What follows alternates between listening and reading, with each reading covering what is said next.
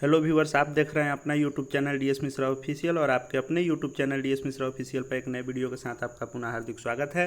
देखिए, आज का जो वीडियो है वह बिहार लोक सेवा आयोग द्वारा बीपीएससी के द्वारा जो बिहार राज्य विद्यालय अध्यापक की बहाली हो रही है उसमें जो है बेसिक ग्रेड 1 to 5 के लिए जो परीक्षा होनी है वह जो है 2 पेपर की होनी है। सभी संवर्गों के लिए भी जो है परीक्षा 2 पेपर में होनी है, जिसमें एक भाषा है जिसमें सिर्फ क्वालिफाइंग है, निगेटिव नहीं है। और जो दूसरा पेपर है वह है आपको समान अध्ययन का, जो पहले 150 रखा गया था लेकिन अब 120 नंबर का परीक्षा होना है, जिसमें आपको पर्यावरण जो है ईवीएस एक महत्वपूर्ण विषय के रूप में शामिल है। और चूंकि मेरिट भी इसी पर बनना है, निगेटिव भी इसी में है, इसलिए आपको सेकेंड पेपर की जो है जितनी अधिक तैयारी हो सके, अच्छी तैयारी हो सके, आपके लिए महत्वपूर्ण है।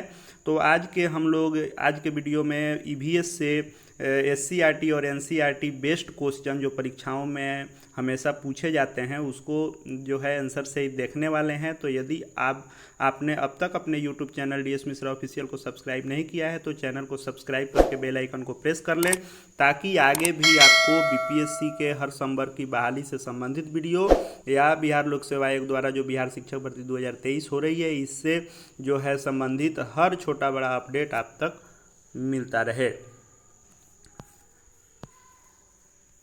देखिए, पहला जो क्वेश्चन है वह है कि पर्यावरण से क्या जो है अभिप्राय है। तो ऑप्शन है ए भूमि, जल, वायु, पौधों और पशुओं की प्राकृतिक दुनिया जो इनके चारों ओर अस्तित्व में है और उन संपूर्ण दशाओं का योग जो जीव को एक समय बिंदु पर घेरे हुए होती है। तीसरा ऑप्शन है भौतिक, जैव और एवं जैविकीय एवं सांस्कृतिक तत्वों की अंतःक्रियात्मक व्यवस्था जो परस्पर अंतर संबंधित होते हैं। और चौथा है उपयुक्त सभी। तो इसका आंसर उपयुक्त सभी होगा। इसका जो भी आंसर है सो अलग डार्क कलर में ब्लू में दिया हुआ है, आप आंसर खुद से भी देख सकते हैं। चूँकि क्वेश्चन महत्वपूर्ण है इसलिए आप आंसर देखते जाए। दूसरा क्वेश्चन है कि जो पर्यावरण है वह किससे बनता है, जैविक घटकों से कि भू आकृतिक घटकों से कि अजैविक घटकों से या उपयुक्त सभी से। तो आंसर दिया हुआ है उपयुक्त सभी से। तीसरा जो क्वेश्चन है वह है कि विश्व पर्यावरण दिवस कब मनाया जाता है। तो विश्व पर्यावरण दिवस जो मनाया जाता है वह 5 जून को मनाया जाता है। चौथा क्वेश्चन है आपको कि निम्नलिखित में से कौन सी नोबेल गैस वायु में नहीं पाई जाती है। तो हीलियम, ऑर्गन और नियोन पाई जाती है, जबकि रेडॉन इसमें जो दिया हुआ है वह वायु में नहीं पाई जाती है। देखिए, 1 to 5 में जो है 1 to 5 में ही सबसे ज़्यादा भीड़ होने वाला है, क्योंकि अब नियमावली में बार बार जो संशोधन हो रहा है उसी कड़ी में संशोधन करके जो बिहार राज्य के अस्थायी निवासी की अहर्ता मांगी गई थी उसको समाप्त कर दिया गया है और भारत के सभी राज्यों के कैंडिडेट फॉर्म भरेंगे।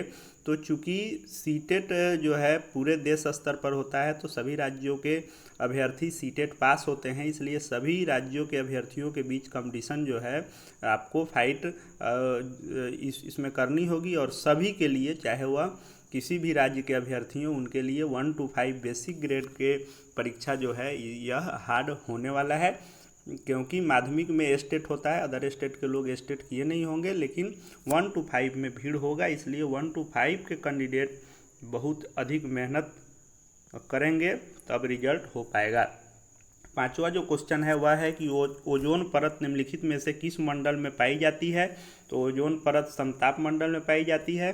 वायुमंडल में कार्बन डाइऑक्साइड की जो है जो मात्रा है वह कितने प्रतिशत है। तो वह है आपको 0.03%। तो पारिस्थितिक तंत्र के लिए वायुमंडल की कौन सी परत सर्वाधिक महत्वपूर्ण होती है। तो क्षोभ मंडल जो होता है वह सबसे महत्वपूर्ण होता है। अगला क्वेश्चन और 8 नंबर क्वेश्चन है कि निम्नलिखित में से कौन सा तत्व भूपर्पटी में सर्वाधिक मात्रा में पाया जाता है। तो ऑक्सीजन जो है भूपर्पटी में सर्वाधिक मात्रा में पाया जाता है। अगला क्वेश्चन है 9 नंबर की पर्यावरणीय नियतिवाद और निश्चयवाद के प्रतिपादक कौन थे। तो कार्ल रीटर थे। 10 नंबर जो है वह है कि जलवायु तथा मौसम संबंधी घटनाएं वायुमंडल की जो है किस परत से संबंधित है। तो यह क्षोभ मंडल से संबंधित है। 11 नंबर क्वेश्चन है कि दृश्य प्रकाश किस रंग में प्रकाश संश्लेषण की क्रिया सर्वाधिक होती है, तो लाल में सबसे अधिक होती है। पर्यावरण एक अविभाज्य समष्टि है जिसकी रचना होती है भौतिक तंत्र से या जैविक तंत्र से या भौतिक एवं जैविक तंत्रों से या भौतिक, जैविक तथा सांस्कृतिक तत्वों वाले पारस्परिक क्रियाशील तंत्रों से। तो यही आपका राइट आंसर हो जाएगा। बीजों के अंकुरण में किस रंग का प्रकाश सबसे अधिक प्रभावी है? तो बीजों के अंकुरण में जो रंग सबसे अधिक होता है प्रभावी वो होता है लाल प्रकाश। और पृथ्वी के चारों ओर गैसों के समूह को क्या कहते हैं? तो पृथ्वी के चारों ओर के गैसों के समूह को वायुमंडल कहते हैं। 15 नंबर क्वेश्चन है कि निम्नलिखित में से किस एक का संबंध जो है पर्यावरणीय सुरक्षा से नहीं है? तो धारणीय विकास, वृक्षारोपण, कागज के थैलों का प्रयोग इत्यादि जो है आपको सुरक्षा से संबंधित है, जबकि वनोन्मूलन सुरक्षा से संबंधित नहीं है। सतत विकास के लिए आवश्यक क्या है? जैव विविधता का संरक्षण या प्रदूषण का निरोध एवं नियंत्रण या निर्धनता को घटाना या उपरोक्त सभी? तो उपरोक्त सभी इसमें आंसर हो जाएगा। 17 नंबर जो प्रश्न है वह आपको 3 इसमें दिए गए हैं कूट, और इसमें ऑप्शन दिया गया है कि इसमें से कौन सा होगा। तो पहला है कि दृश्य स्पेक्ट्रम जिसकी तरंग दैर्घ्य 400 से 700 nm होती है प्रकाश संश्लेषी सक्रिय विकिरण कहलाते हैं। दूसरा है कि UVA एवं UVB विकिरण जो है UCC से ज़्यादा हानिकारक होती है। और तीसरा है कि समताप में उपस्थित ओजोन परत द्वारा जो है पराबैंगनी विकिरण का अवशोषण होता है। तो आंसर इसका दिया है कि 1 और 3, यानी आपको यह दृश्य स्पेक्ट्रम जिसकी तरंग दैर्घ्य 400 से 700 nm होती है और प्रकाश संश्लेषी सक्रिय विकिरण इसको कहते हैं, और समताप मंडल में उपस्थित ओजोन परत द्वारा जो है पराबैंगनी विकिरण का अवशोषण होता है, यह सही है, जबकि यह गलत है। UA UB विकिरण UVC से ज़्यादा हानिकारक नहीं होती है।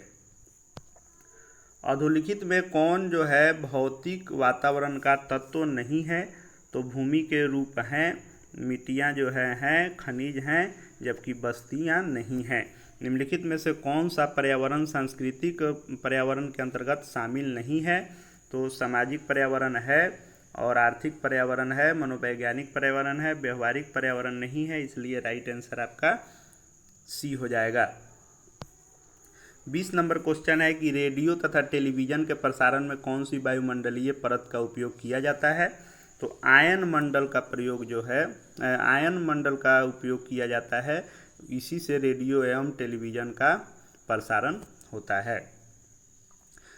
देखिए हमारे टेलीग्राम का हमारा जो एक चैनल है जो वो भी DS मिश्रा ऑफिशियल नाम से ही है, उसका लिंक इस वीडियो के डिस्क्रिप्शन बॉक्स में है, या आप DS मिश्रा ऑफिशियल सर्च करके भी जुड़ जाएं। वहाँ जो है प्रतिदिन क्विज का जो है क्वेश्चन कराया जा रहा है एवं तैयारी से संबंधित तथा बिहार शिक्षक भर्ती परीक्षा से जुड़ी हुई जो भी खबरें हैं सभी उसमें आपको विभागीय पत्र इत्यादि शिक्षा विभाग BPSC द्वारा जो भी अपडेट आते हैं वहाँ आपको मिल जाएगा, इसलिए आप टेलीग्राम चैनल से हमारे जुड़ सकते हैं। अगला जो प्रश्न है वह है कि पारिस्थितिक निम्नलिखित के बीच पारस्परिक संबंधों का अध्ययन है, तो यह जीव एवं वातावरण के बीच का अध्ययन है। अगला क्वेश्चन है कि पारिस्थितिक तंत्र की संकल्पना को किसने प्रस्तावित किया था? तो यह किया था A.G. टांसले ने। निम्नलिखित में से कौन पारिस्थितिक तंत्र के विषय में सही नहीं है? तो यह अजैविक एवं जैविक दोनों संगठनों से युक्त होता है, यह भी सही है। इसकी अपनी स्वयं की उत्पादकता होती है, यह भी सही है। यह प्राकृतिक संसाधन तंत्र होता है, यह भी सही है। यह एक बंद तंत्र होता है, यह सही नहीं है, इसलिए राइट आंसर आपका सी हो जाएगा। अगला क्वेश्चन है कि रामसर सम्मेलन किससे संबंधित था? तो रामसर सम्मेलन संबंधित था आर्द्र भूमि के संरक्षण से। उसके आगे क्वेश्चन है कि भारत की कितनी आर्द्र भूमियाँ रामसर आर्द्र भूमि के रूप में चिन्हित की गई है? तो भारत की 41 टोटल जो है रामसर आर्द्र भूमि के रूप में चिन्हित की गई है। देखिए रामसर से संबंधित क्वेश्चन BPSC में हमेशा पूछता है, वह संयुक्त में हो, एडिटर परीक्षा में हो, CDPO में हो, कई बार ऐसा देखा गया है कि रामसर से संबंधित प्रश्न आते हैं। छठा क्वेश्चन जो है वेटलैंड दिवस कब मनाया जाता है? तो वेटलैंड दिवस 2 फरवरी को मनाया जाता है। उसके बाद क्वेश्चन है कि निम्नलिखित राज्यों में से किसमें भारत की सबसे बड़ी अंतर्देशीय लवणीय आर्द्र भूमि है? तो तो गुजरात की सबसे अधिक लवणीय आर्द्र भूमि है। अगला प्रश्न है कि निम्नलिखित आर्द्र क्षेत्रों में किन्हें रामसर का दर्जा प्राप्त है? चिल्का झील या लोकटक झील या केवलादेव या बुलर झील। तो उपयुक्त सभी को रामसर का दर्जा प्राप्त है। चिल्का झील, केवलादेव, लोकटक और बुलर सभी को है। या 41 रामसर को एक बार आप देख लेंगे तो आपको इससे प्रश्न जो आएगा उसको आप आसानी से बना पाएंगे। अगला प्रश्न है कि पारिस्थितिक निकाय के रूप में आर्द्र भूमि निम्नलिखित में से किस हेतु उपयोगी है? तो यह जो है पोषक की पुनः प्राप्ति, पौधों तथा अवशोषण के माध्यम से भारी धातुओं की अवमुक्त करने हेतु, तलछट रोककर नदियों के गामीकरण करने हेतु उपयुक्त सभी जो है उपयोगी है। अगला प्रश्न है कि पृथ्वी का सर्वाधिक बृहद जो है पारिस्थितिक तंत्र कौन है? तो जैवमंडल है। निम्नलिखित में से कौन सा एक परितंत्र जो है इकोसिस्टम शब्द का सर्वोत्कृष्ट वर्णन है? तो जीवों का समुदाय तथा साथ ही वह पर्यावरण जिसमें वे रहते हैं, यह जो है सबसे अच्छा वर्णन है। अगला प्रश्न है कि अधोलिखित में से कौन सा जीव से जैवमंडल तक जैविक संगठन का सही क्रम है? तो पहले जो है जनसंख्या आएगा, उसके बाद समुदाय, उसके बाद जो है पारिस्थितिक तंत्र, उसके बाद भूदृश्य आता है। निम्नलिखित में से कौन कृत्रिम पारिस्थितिक तंत्र है? तो धान का खेत जो है कृत्रिम पारिस्थितिक तंत्र है। निम्नलिखित में वृक्षों में से कौन सा वृक्ष जो है पर्यावरणीय संकट माना जाता है? तो यूकोलिप्टिस का वृक्ष जो है यह जो होता है यूकोलिप्टस, यह पर्यावरणीय संकट के रूप में जाना जाता है। स्वच्छ जल परितंत्र में लैंटिक आवास का उदाहरण क्या है? तो इसका है तालाब एवं नदी। दो भिन्न समुदायों के बीच का संक्रांति क्षेत्र क्या कहलाता है? तो दो भिन्न समुदायों के बीच का संक्रांति क्षेत्र कहलाता है इकोटोन। देखिए, आपको समय कम है, सिलेबस बहुत बड़ा है, चूँकि विस्तृत नहीं दिया है, सिर्फ विषयों को ही दिया है, तो सिलेबस इसका बहुत बृहत रहेगा।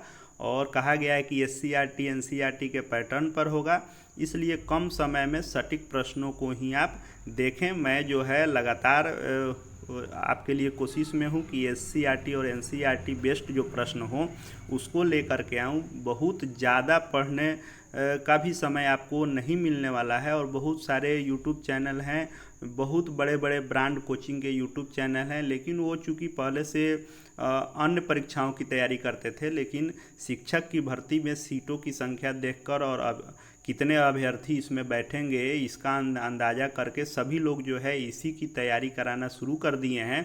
तो आप थोड़ा सा इस पर विचार कर करके जो जिस जगह से आपको टू द सिलेबस मिले उसी से आप तैयारी करें अपनी। अगला प्रश्न है कि निम्नलिखित में से कौन एक विश्व का विशालतम पारिस्थितिक तंत्र है? तो समुद्र जो है यह सबसे विशालतम पारिस्थितिक तंत्र है। परितंत्रों की घटती उत्पादकता के क्रम में निम्नलिखित में से कौन सा अनुक्रम सही है? तो मैंग्रोव, घास का स्थल, झील और महासागर जो है यह सही है। देखिए, इसमें प्रश्न भी दिया हुआ है, आंसर भी दिया हुआ है, आप खुद से भी इसको देख सकते हैं कि किसका कौन आंसर है, उसको हाईलाइट किया गया है। और देखिए, पहले भी हमारा तैयारी से संबंधित आया है वीडियो और आगे भी आता रहेगा। अगर बहुत सारे जो है वीडियो आप नहीं अभी तक देख पाए हैं या कुछ महत्वपूर्ण सूचना जो आपसे छूटी हुई हो, तो आप हमारे YouTube चैनल के प्लेलिस्ट में जाएं। वहाँ विद्यालय अध्यापक के नाम से ही मैंने एक प्लेलिस्ट बनाया है। उसके सेक्शन में जाकर, प्लेलिस्ट के सेक्शन में जाकर विद्यालय अध्यापक को खोलेंगे तो अभी से लेकर पूरी बहाली पूर्ण होने तक, आपके ज्वाइन हो जाने तक जितनी खबरें आएंगी छोटी बड़ी सभी आपको वहाँ देखने को मिलेंगे और तैयारी से संबंधित वीडियो भी मिलेंगे। तो आप प्ले लिस्ट में विद्यालय अध्यापक में जाकर पहले के भी वीडियो देख सकते हैं और आगे भी आते रहेंगे वीडियो आपके लिए। निम्न में से किसने सर्वप्रथम जो है गहन पारिस्थितिक शब्द का प्रयोग किया था, यानी डीप इकोलॉजी? तो डीप इकोलॉजी का प्रयोग जो है, इस शब्द का प्रयोग अर्नेस्ट नेस ने किया था। अगला क्वेश्चन है कि पारिस्थितिक निचेत आला की संकल्पना को किसने प्रतिपादित किया था? तो ग्रीनेल ने किया था। निम्नलिखित में से कौन सा जो है पारिस्थितिक तंत्र पृथ्वी के सर्वाधिक क्षेत्र पर फैला हुआ है? तो समुद्र जो है सर्वाधिक क्षेत्र पर फैला हुआ है। अगला प्रश्न है कि सबसे अधिक स्थिर पारिस्थितिक तंत्र कौन सा है, तो सागरीय यानी महासागर है। उससे आगे है कि निम्नलिखित में से कौन सा एक कार्य जो है पारिस्थितिकीय संतुलन बनाए रखने में मदद नहीं करता है, तो जो है आपको वर्षा का जल प्रबंधन मदद करता है, जैवमंडल भंडार, वन रोपण ये सब करता है, वनों को काटना नहीं करता, इसलिए यही आंसर हो जाएगा। अगला प्रश्न है कि निम्नलिखित में से किसकी औसत शुद्ध प्राथमिक उत्पादकता सबसे कम है, तो शीतोष्ण कटिबंधीय घास का प्रदेश जो है इसकी शुद्ध प्राथमिक उत्पादकता सबसे कम है। देखिए चैप्टर वाइज मैं इसको लाया हूँ ईवीएस को, मेरे पास एक बहुत अच्छी पुस्तक उपलब्ध है जो आपको SCERT NCERT बेस्ड है और हमेशा परीक्षाओं में इससे प्रश्न आते हैं। सीटेट में तो अधिकतर इससे प्रश्न आते हैं और BPSC भी ईवीएस में इसी से प्रश्न उठाएगा, ऐसी आशा है। तो अभी हमने इसके 2 चैप्टर का प्रश्न आंसर लाया है। अब आपको जो है इस क्वेश्चन आंसर के आगे ईवीएस या सभी विषयों का और सभी संवर्गों का 1 to 5, 9 to 10 और 10+2, 11, 12 यानी 3 संवर्ग की बहाली हो रही है, इससे संबंधित वीडियो आते रहेंगे। तो आगे जो है बिहार शिक्षक भर्ती 2023 की तैयारी से संबंधित अध्ययन के वीडियो देखने के लिए या इससे संबंधित कोई भी अपडेट आती है उससे आपको अपडेटेड रहने के लिए और साथ ही छात्र अभ्यर्थी शिक्षक जगत से जुड़ी हुई, शिक्षा विभाग से जुड़ी हुई, बिहार से जुड़ी हुई, हर बहाली से जुड़ी हुई खबरों को जानते रहने, देखते रहने के लिए हमारे चैनल DS मिश्रा ऑफिशियल को सब्सक्राइब करें।